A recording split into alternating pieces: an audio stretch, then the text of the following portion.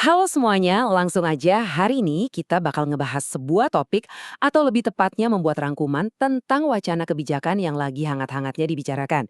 Ini adalah isu yang sangat krusial buat jutaan abdi negara di Indonesia. Pemerintah saat ini tuh lagi sibuk menggodok usulan yang namanya skema gaji tunggal atau single salary system untuk ASN dan PPPK. Biar gampang dipahami, ini bukan sekedar soal ubah-ubah angka di slip gaji ya. Ini benar-benar soal jaminan keamanan finansial mereka di masa depan. Yuk kita telaah bareng-bareng faktanya. Oke, kita mulai dari satu pertanyaan mendasar. Pernah nggak sih kepikiran atau mungkin nanya langsung ke ASN yang udah mendekati masa purna tugas, kenapa sih banyak dari mereka yang justru takut banget buat pensiun? Serius loh, ini adalah kecemasan yang sangat nyata di lapangan. Nah, akar masalahnya itu ada di struktur penghasilan mereka. Bayangin deh, pas masih aktif kerja, total pendapatan seorang ASN itu kelihatannya lumayan besar karena banyak ditopang sama yang namanya tunjangan. Padahal gaji pokok mereka itu relatif kecil. Tapi coba tebak apa yang terjadi begitu mereka pensiun. Beruk, semua tunjangan itu hilang begitu aja.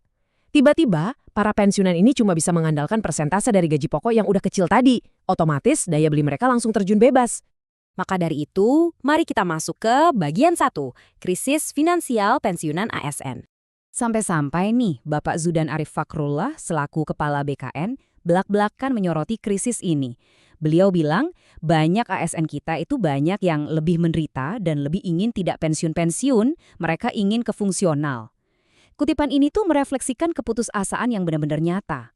Saking takutnya ngedepin masa pensiun yang suram dan pas-pasan, banyak ASN yang berusaha keras memperpanjang masa kerjanya, pindah ke jabatan fungsional semata-mata demi mempertahankan tunjangan itu tadi. Lalu, apa dong jalan keluarnya? Kita bahas di bagian 2, solusinya skema gaji tunggal. Nah, BKN ini ternyata lagi benar-benar berjuang keras buat merombak struktur yang bermasalah ini. Kalau kita bandingkan ya, di sistem saat ini, gaji pokok itu kan dipisah dari sekian banyak tunjangan. Tapi di bawah wacana sistem gaji tunggal ini, seluruh tunjangan tersebut bakal dilebur, disatukan jadi satu komponen gaji pokok yang utuh dan pastinya jauh lebih besar.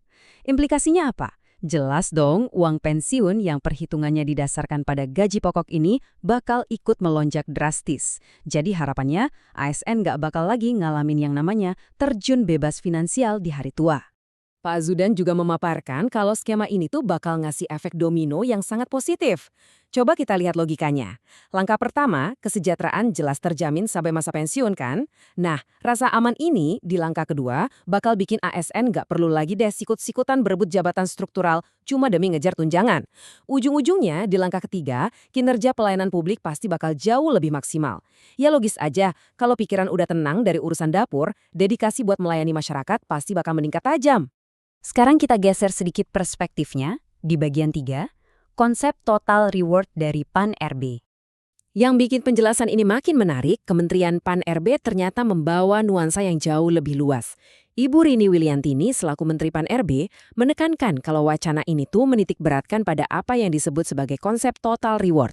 Jadi ini bukan sekedar urusan nyatuin tunjangan doang.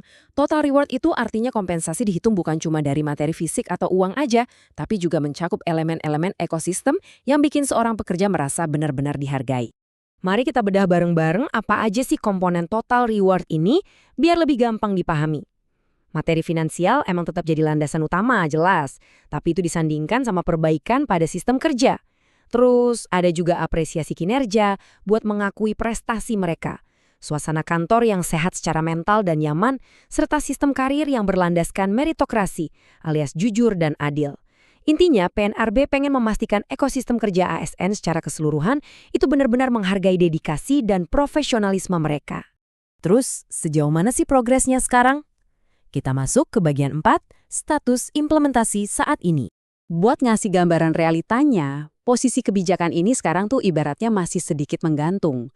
Pihak PNRB menyatakan kalau mereka masih menunggu rampungnya rancangan peraturan pemerintah atau RPP tentang manajemen ASN. Di sisi lain, dari pihak Kementerian Keuangan, Bapak Purbaya Yudi Sadewa menyatakan kalau konsep pendanaannya juga masih terus dipelajari lebih lanjut.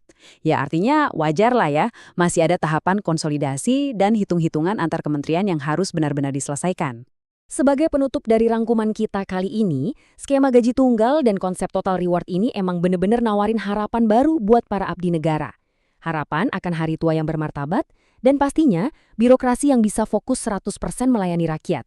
Tapi, berhubung regulasinya masih harus diselesaikan dan anggarannya masih terus dikaji, ini semua menyisakan satu pertanyaan besar yang bikin kita penasaran. Kapan ya skema ideal ini bakal benar-benar terrealisasi? Dan apa iya hal ini bakal bawa transformasi besar buat wajah birokrasi kita? Menarik banget buat terus kita pantau. Terima kasih udah ngikutin penjelasan hari ini, dan sampai jumpa.